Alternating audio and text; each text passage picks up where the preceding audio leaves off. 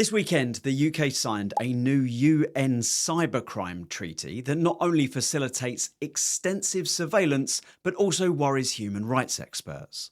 So this treaty was signed in Hanoi and it adds a lot of extra reach for governments. It will be a global path for cross-border investigations into things like ransomware, fraud and online exploitation. And although it was proposed by Russia, which has attracted a lot of concern, there's plenty to not like in the details. The Cybersecurity Tech Accord, which is like a coalition of the biggest names in tech, including the likes of Microsoft and Meta, have referred to it as a surveillance treaty. And then the EFF call it an extensive surveillance pact. But why?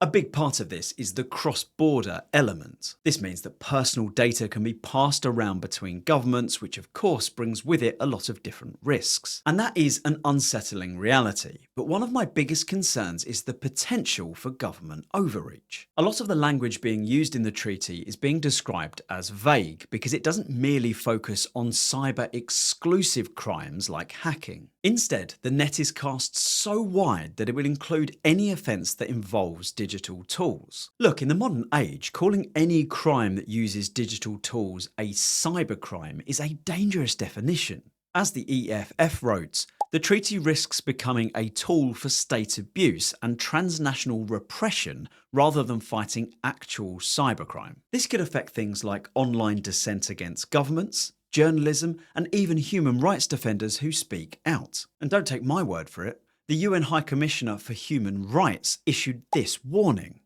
Laws with overly broad definitions of cybercrime are frequently used to impose undue restrictions on the right to freedom of expression. And remember, even in the UK, we're starting to see extreme measures over what people write online. Now, more than 60 countries signed the treaty this weekend, including the UK. But it does require 40 ratifications before it becomes legally binding. So there is still time to fight back against the potential global surveillance, data sharing, and overreach. And remember, this was put forward by a country with a poor human rights record by almost every major international benchmark.